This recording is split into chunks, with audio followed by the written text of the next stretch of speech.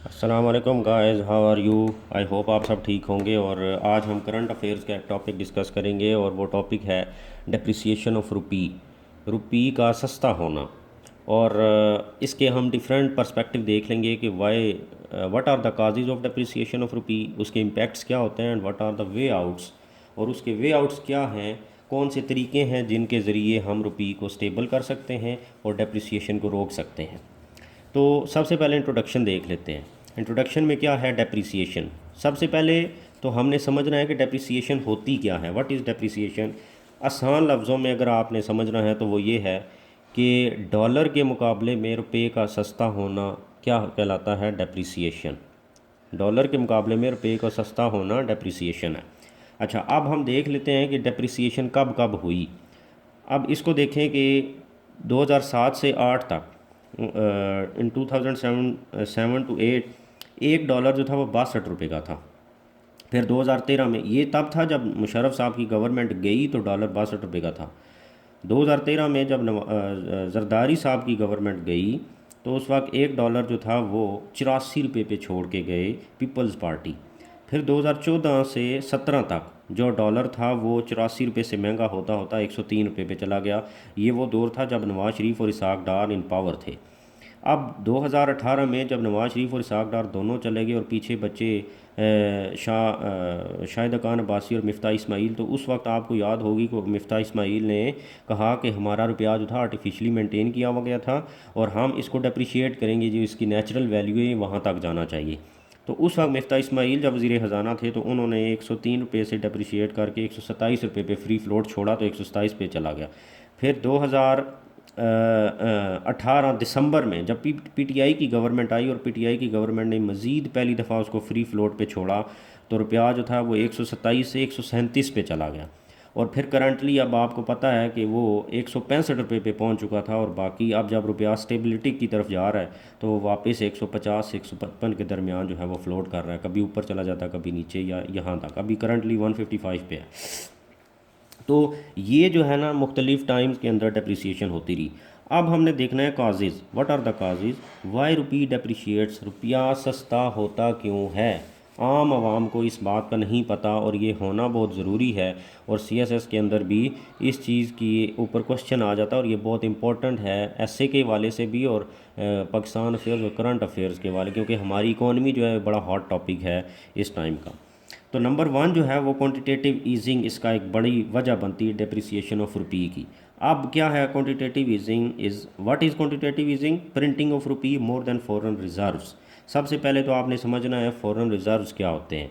Foreign reserves की example इस तरह है, फॉर एग्जांपल एक बंदा है, उसकी घर की आमदन है कोई 50,000 रुपये, 40,000 रुपये उसके माहाना खर्च अखराजात हैं और 10,000 रुपीज़ उसके रिज़र्व्स में बच जाते हैं, ये उसकी सेविंग है। तो वो क्या करता है, वो रिज़र्व्स में रख लेता है। तो ये जो 10,000 वो महीने के तो हर महीने बचा रहा है ना, ये उसके रिज़र्व्स कहलाएंगे।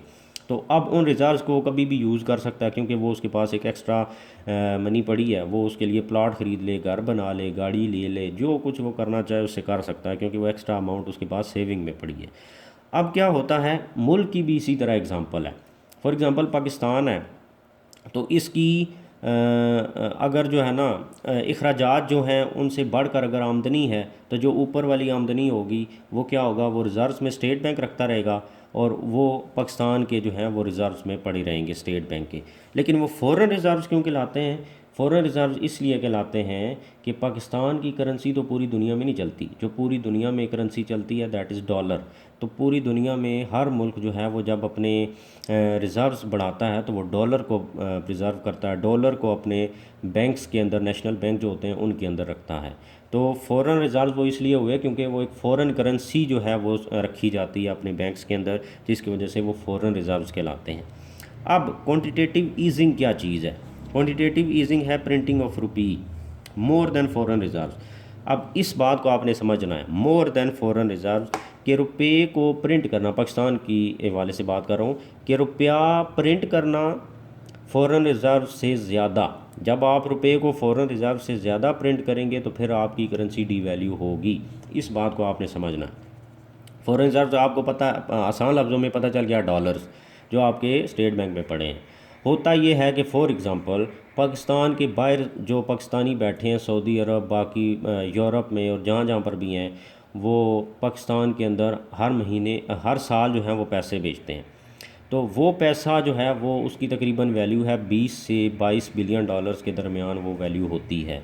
अब होता यह है कि जब वो हर साल 20 से 22 बिलियन डॉलर पाकिस्तान आते हैं, तो 20 से 22 बिलियन डॉलर के मुकाबले में जितनी पाकिस्तानी करेंसी बनती है वो पाकिस्तान का जो स्टेट बैंक है वो प्रिंट कर लेता है।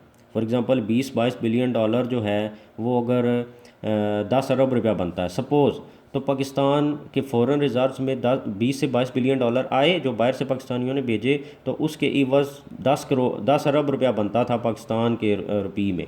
तो स्टेट बैंक क्या कर लेगा, 10 अरब रुपया छाप लेगा। बट होता क्या है पाकिस्तान में, क्या होता रहा है पाकिस्तान में क्या होता रहा है, अच्छा फ़ॉरेन रिज़र्व्स में सोना भी आ सकता है और इस तरीके की जो प्रीशियस मेटल्स हैं वो भी आ सकती हैं, डायमंड हो गया, सोना हो गया और ये चीज़ की जो कि दुनिया में हर जगह चलती है। तो अच्छा, अब क्या होता रहा पाकिस्तान के अंदर कि फ़ॉर एग्ज़ाम्पल पाकिस्तान के अंदर 20 से 22 बिलियन डॉलर आए, तो पाकिस्तान की जो गवर्नमेंट थी इन वक्तों के अंदर उन्होंने क्या किया, जो पीपल्स पार्टी की गवर्नमेंट थी उन्होंने 2008 से 13 के दरमियान 548 अरब रुपया छापा। और ये कौन सा था, जो कि फ़ॉरेन रिज़र्व्स आए ही नहीं और उन्होंने वैसे ही छाप लिया, मतलब बाहर से डॉलर नहीं आए ना सोना आया, लेकिन वो वैसे ही छापते रहे। तो उससे क्या हुआ, रुपया जो है वो बहुत ज़्यादा आ गया और डॉलर मार्केट पे था ही नहीं, जिसकी वजह से वो महंगा हो गया, डॉलर रुपया सस्ता हो गया। सिमिलरली यहाँ पर भी 2014 से 17 के दरमियान भी यही हुआ, क्वांटिटेटिव ईजिंग की गई, 600 तकरीबन 48 अरब रुपया छापा गया नवाज़ शरीफ साहब की गवर्नमेंट के उन 3 सालों में, जिसकी वजह से रुपया जो है वो 84 रुपये से 103 रुपये पे साहब डार साहब लेके चले गए। तो ये वजूहत थी, एक तो था क्वांटिटेटिव ईजिंग पहली वजह, दूसरी वजह क्या है, demand and supply of dollar.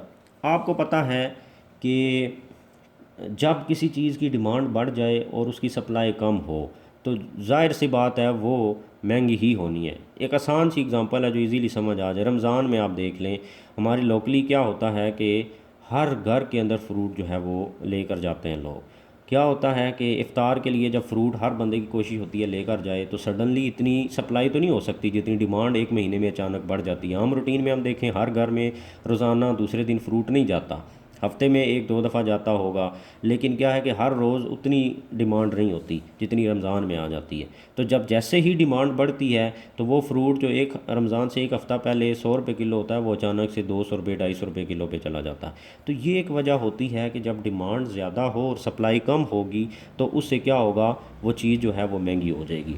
तो पाकिस्तान में जब क्वांटिटेटिव ईजिंग की गई, रुपया ज़्यादा हो गया डॉलर के मुकाबले में, रुपये की रूल पड़ी हुई है और डॉलर है ही नहीं फ़ॉरेन रिज़र्व्स में, तो उससे क्या हुआ, रुपया तो बहुत ज़्यादा पड़ा हुआ था, उसकी सप्लाई बहुत ज़्यादा थी लेकिन आगे डिमांड नहीं थी। करेंसी एक्सचेंज के अंदर मैं बात कर रहा हूँ, और डिमांड किस चीज़ की थी, डॉलर की, और डॉलर था नहीं, तो उससे क्या हुआ कि डॉलर मज़ीद महंगा हो गया और रुपया सस्ता हो गया। दूसरी वजह ये बनी। तीसरी वजह क्या है, फ्री फ्लोट हम इसे बोलते हैं, ये टेक्निकल टर्म है। तो क्या होता है, फॉर एग्जांपल पाकिस्तान जब आईएमएफ के पास जाता है या वर्ल्ड बैंक के पास लोन लेने के लिए, तो वो इनको आगे से कहते हैं कि आप फ्री फ्लोट पे अपनी करेंसी को छोड़ें। फ्री फ्लोट का क्या मतलब है कि अच्छा, उससे पहले हम ये चीज़ समझ लेते हैं। There are 2 types of currencies, 2 तरह की करेंसीज़ होती हैं, एक होती है फ़िक्स्ड और दूसरी होती है फ्लोटिंग। जो फिक्स्ड करेंसी होती है वो ये होती है कि एक मुल्क जो है वो इंटरनेशनल करेंसी के मुकाबले में अपनी करेंसी की वैल्यू को फ़िक्स कर देता है। फॉर एग्जांपल पाकिस्तान अगर ये कहे कि मेरी करेंसी की क्या वैल्यू है, मेरी करेंसी की ये वैल्यू है कि $1 जो है वो 10 रुपये से महंगा नहीं होगा और ना ही सस्ता होगा, ये फ़िक्स्ड वैल्यू है। उसके पीछे जो काम करने पड़ते हैं वो एक अलग चीज़ है, वो इस टॉपिक में नहीं है। बट समझने की ये चीज़ है कि एक फ़िक्स करेंसी होती है कि वो उस करेंसी की वैल्यू इंटरनेशनल करेंसी के मुकाबले में ना बढ़ती है ना कम, वो फ़िक्स कर दी। जो दूसरा है वो है फ्लोटिंग। फ्लोटिंग का क्या मतलब है, प्राइस डिसाइडेड बाय मार्केट, जो मार्केट होती है वो प्राइस को डिसाइड करती है।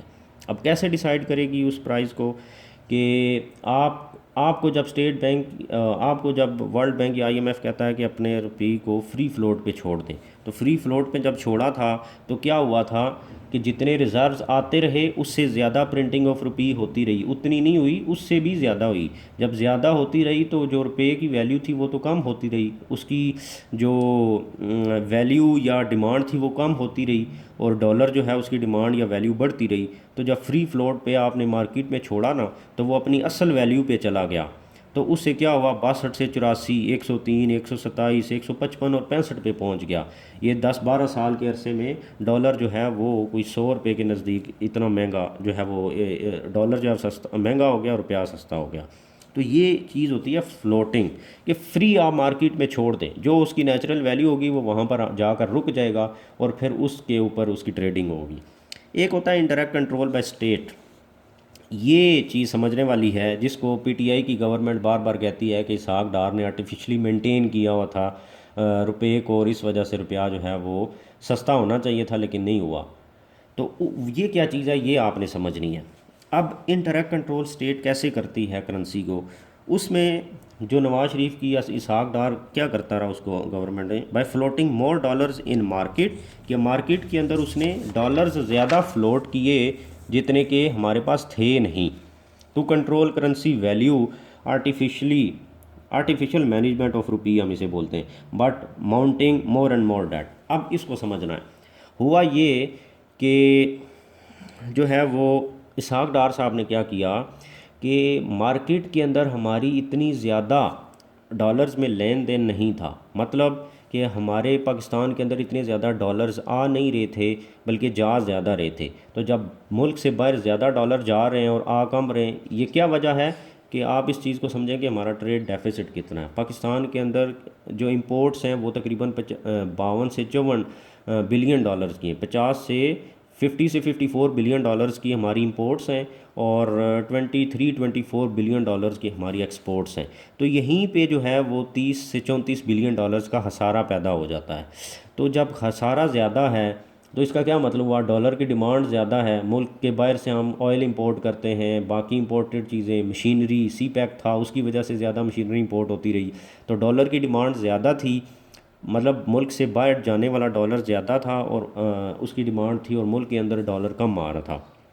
लेकिन क्या हुआ, इसहाक डार साहब वर्ल्ड बैंक और आईएमएफ से कर्ज़ा लेके उसको अपने प्रोजेक्ट्स और बाकी चीज़ों के ऊपर लगाने के बजाय उन्होंने क्या किया, वो मार्केट में वैसे ही फ्लोट करते रहे कि डॉलर की डिमांड जो है वो जितनी है वो उतना डॉलर फेंकते रहे।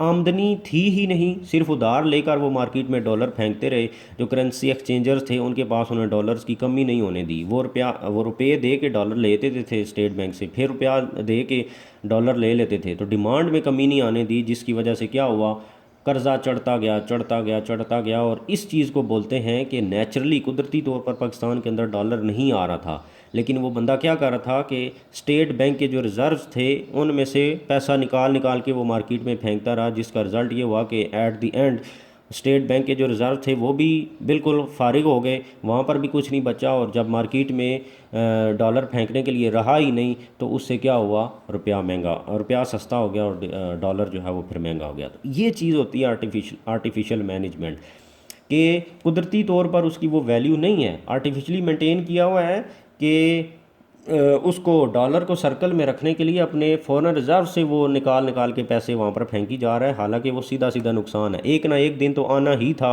जब फॉरेन रिजर्व से पैसे डॉलर ख़त्म हो जाते और वहाँ पे फिर आगे डिमांड दोबारा बढ़ जाती, तो पहले दिन ही ये काम कर लेते कि जो उसकी नेचुरल वैल्यू है वो रखते और अपने फॉरेन रिजर्व्स को डिप्लीट ना होने देते, तो ये एक अच्छी चीज़ थी।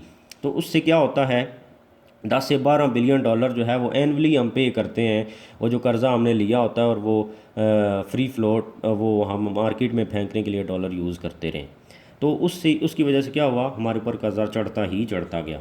अब करंट गवर्नमेंट ने क्या कहा, करंट गवर्नमेंट कहा, ये डिसाइड किया कि हम रुपये को डेप्रिशिएट नहीं, रुपया जो है वो उसको कंट्रोल खुद से नहीं करेंगे, आर्टिफिशियल मैनेजमेंट या इनडायरेक्ट कंट्रोल नहीं करेंगे। रुपये की जो नेचुरल वैल्यू है वही रहेगी, क्योंकि हमारे पास फॉरेन रिजर्व्स में डॉलर नहीं पड़े हुए। जब डॉलर नहीं पड़े तो हम मार्केट में डॉलर्स को नहीं फेंक सकते, जिसकी वजह से क्या होना था, रुपया सस्ता और डॉलर महंगा ही होना था। उसका रिज़ल्ट ही यही था, क्योंकि जब डिमांड डॉलर की ज़्यादा है मार्केट के अंदर और सप्लाई कम है, तो फिर रुपये ने सस्ता होना था और डॉलर ने महंगा होना था। अब इस चीज़ के इम्पेक्ट क्या पड़ते हैं, जब डॉलर महंगा और रुपया सस्ता होता है तो फिर होता क्या है। सबसे पहले तो ये कि इन्फ्लेशन बढ़ती है। इन्फ्लेशन बोलते हैं महंगाई को।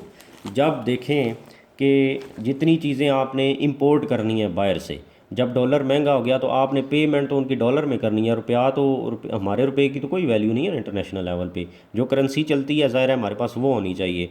तो डॉलर जो है जब वो महंगा हो गया और रुपया सस्ता हो गया तो बाहर से जितनी चीज़ें हम इंपोर्ट कर रहे हैं वो ज़ाहिर है महंगी हो जाएंगी। इसके अलावा हमारी सारी बिजली जो है वो 65% तक हमारी बिजली ऑयल एंड गैस पे बन रही है। तो जितना हम ऑयल एंड गैस इंपोर्ट करते हैं वो डॉलर में पेमेंट करते हैं। जब डॉलर पे महंगा हो गया तो वो फिर ज़ाहिर है वो महंगा हो गया हमारी ट्रांसपोर्ट के लिए, पेट्रोल महंगा, बिजली महंगी होगी तो इंडस्ट्री में महंगी चीज़ें बनेंगी, क्योंकि ऑयल एंड गैस जब महंगा हो गया है तो इंडस्ट्री जो बिजली यूज़ कर रही है वो महंगी तैयार हो रही है। ये सब चीज़ें। इसके अलावा इलेक्ट्रिसिटी एक्सपेंसिव मैंने दिखा दिया। Increase in foreign loans. अब क्या होता है जब आपके पास डॉलर नहीं है तो ज़ाहिर है आप लोन लेंगे, आईएमएफ के पास भागे जाएंगे, वर्ल्ड बैंक के पास जाएंगे, सऊदी अरब के पास, यूएई के पास, चाइना के पास। तो वो कर्ज़े तो चढ़ते जाएंगे। जो आपकी डिमांड है वो तो आपने पूरी करनी है फिर किसी न किसी तरीके से। ट्रेड डेफिसिट बढ़ेगा। ट्रेड डेफिसिट कैसे बढ़ेगा? जब बिजली महंगी हुई, इंडस्ट्री को महंगी बिजली बनी, जब महंगी बिजली मिली तो जो चीज़ पाकिस्तान में उस महंगी बिजली की वजह से 50 रुपये में तैयार हो रही है, चाइना और इंडिया, बांग्लादेश जो हमारे नेबर्स हैं वहाँ पर वो 30 रुपये में तैयार हो रही है। तो इंटरनेशनल मार्केट में जब एक ही क्वालिटी हो और एक चीज़ महंगी, एक महंगा दे रहा और एक सस्ता, तो ज़ाहिर है सस्ते वाले से ही सारे लेंगे, महंगे से तो कोई नहीं लेगा। तो उससे क्या होगा, हमारी एक्सपोर्ट्स कम हो जाएंगी। जब एक्सपोर्ट्स कम हुई तो हमारा तजारती खसारा पैदा हो जाएगा, तो हमारी इंपोर्ट्स ज़्यादा हो जाएंगी और एक्सपोर्ट्स कम होती जाएंगी। करंट अकाउंट डेफिसिट हमारा जनरेट होगा। करंट अकाउंट होता है कि वो अकाउंट जहाँ पर आपने पैसे रखे होते हैं और वहाँ से आप पेमेंट्स करते जाते हैं या लेन देन करते हैं। फॉर एग्जांपल बाहर से आपने कोई चीज़ इंपोर्ट की, उस अकाउंट से पेमेंट कर दी, बाहर से कोई पैसे आए वो आपने उस अकाउंट में डाल लिए। तो जब बाहर से आएंगे ही नहीं और सिर्फ जाएंगे ही जाएंगे तो ज़ाहिर है फिर वो खसारा तो पैदा होगा इस अकाउंट में भी। Abnormal burden on public. Public के ऊपर तो ज़ाहिर है बर्डन बनना है। जब महंगी बिजली मिलेगी, अखराजात बढ़ जाएंगे, बाकी जो मार्केट से चीज़ें घर का सामान लेने के लिए एक बंदा ख़रीद रहा है वो महंगी होगी, किचन के ऊपर बर्डन होगा। तो हर तरीके से ज़ाहिर है महंगाई की वजह से अवाम का जो है वो तो पठा गोल ही होना है। उसके बाद अब इसके तरीके क्या हैं, रुपये को स्टेबल करने के लिए हमारे पास क्या तरीके हैं ताकि रुपया मज़ीद सस्ता ना हो। तो उसके लिए ये है कि पहला, price of rupee can not stable until and unless the availability of dollar is guaranteed. जब तक गारंटी नहीं किया जाएगी डॉलर की सप्लाई, उस वक्त तक रुपया तो सस्ता महंगा नहीं होना। सप्लाई कैसे हो सकती है, बढ़ सकती है? आप अपनी एक्सपोर्ट्स बढ़ाएं और इंपोर्ट्स को कम करें, ठीक है। तो उससे क्या होगा, ज़्यादा डॉलर मुल्क में आएंगे और बाहर कम जाएंगे। इसी तो इससे क्या होगा, या इसके अलावा और जो बहुत तरीके हैं, वह आप मनी लॉन्ड्रिंग को रोकें। आप जो ब्लैक में स्मगल हो रहा है अयान अली जैसे लोगों के ज़रिए, उनको रोकें। जो आपके एयरपोर्ट्स हैं, बॉर्डर्स पे जो स्मगलिंग हो रही है, जो जो तरीके हैं ब्लैक मनी के, उनको आप ख़त्म करेंगे। अवेलेबिलिटी ऑफ डॉलर ज़्यादा होगी मार्केट में, तो उससे क्या होगा, मतलब डिमांड एंड सप्लाई जब स्टेबल हो जाएगी तो डॉलर सस्ता हो जाएगा।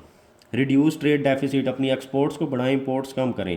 डॉलर मुल्क में ज़्यादा आए, मुल्क से बाहर कम जाएगा तो रुपया महंगा होगा। इंक्रीज़ द रेमिटेंसीज, जब मुल्क से बाहर से पैसा ज़्यादा आएगा, फॉर एग्जांपल पाकिस्तानी जो यूरोप में, मिडल ईस्ट में, अफ्रीका में, जहाँ जहाँ पर बैठे हैं पाकिस्तान, वो हर साल पैसे भेजते हैं, तो उनके लिए आसानी पैदा करें। स्टेट बैंक उनके लिए आसानी पैदा करे ताकि वो इलीगल जो हुंडी वाला जैसे काम है उनके ज़रिए पैसे भेजने के बजाय वो लीगल तरीके से पैसे भेजें और उससे सारा का सारा पैसा स्टेट बैंक के पास आए, इसके बजाय कि वो 2 नंबर लोगों के पास जाए। तो उससे क्या होगा, रेमिटेंसीज बढ़ेंगी और मुल्क के पास डॉलर ज़्यादा आएंगे। फिर फ़ॉरेन डायरेक्ट इन्वेस्टमेंट जो है, मुल्क के अंदर जो फ़ॉरेन इन्वेस्टर हैं वो ज़्यादा हैं, वो डॉलर लाएं पाकिस्तान के अंदर, इन्वेस्ट करें, यहाँ पर प्लांट्स लगाएं, मशीनरी लगाएं, हर तरीके का काम करें, जिससे क्या होगा, एक्सपोर्ट्स बढ़ेंगी। फिर एक तो वो डॉलर लाएंगे, दूसरा जब एक्सपोर्ट्स बढ़ाएंगे तो दोबारा पैसा आएगा मुल्क के अंदर। कंट्रोल ओवर मनी लॉन्ड्रिंग, ये मैंने बता दिया। एक्वायर लोन्स इन डॉलर, और अगर आप कुछ भी नहीं करते, बहुत ज़्यादा ही नाअहल हैं पाकिस्तान जैसे लोग हैं, पाकिस्तानियों जैसे, तो फिर क्या करें, फिर लोन लेते रहें, स्टेट बैंक के अंदर रखते रहें और वहाँ से आप मार्केट के अंदर फेंकते रहें, जो काम इसहाक डार साहब करते रहे। तो उससे क्या होगा कि मार्केट में डॉलर की सप्लाई जो है मेंटेन रहेगी, तो उससे रुपया जो है वो उसकी डॉलर की डिमांड जितनी है उतनी सप्लाई जब रहेगी तो फिर रुपया सस्ता नहीं होगा। तो ये चीज़ें थी जो आम बंदे को नहीं पता, और ये एक इम्पॉर्टेंट टॉपिक है हमारे CSS का 2022 का। तो आपने इस को बहुत अच्छे तरीके से समझना है, क्योंकि ये टॉपिक जो है वो किसी भी पेपर के अंदर आ सकता है, चाहे वो करंट अफेयर्स हो, पाकिस्तान अफेयर्स हो, ऐसे हो, कहीं पे भी पूछा जा सकता है। आई होप आपको समझ आ गई होगी, और अगर आपको मेरे लेक्चर समझ आ रहे हैं तो बाकी वीडियोज़ को भी देखें और मेरे चैनल को सब्सक्राइब कर दें। Thank you.